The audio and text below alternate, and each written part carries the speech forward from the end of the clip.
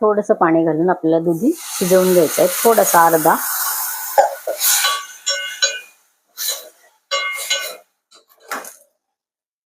दुधी भोपळा आपण पाणी घालून थोडस शिजवून घेतलेलं आहे. आपण इथे घालायची आहे शिजवलेली मूग डाळ. आपल्याला जेवढी भाजी बनवायची आहे तेवढ्या मूग डाळीचा वापर इथे करायचा आहे. मी 1 वाटी शिजवलेली मूग डाळ इथे घातलेली आहे. इथे आता पाणी घालायचंय. चवीपुरते इथे मीठ घालायचं आहे.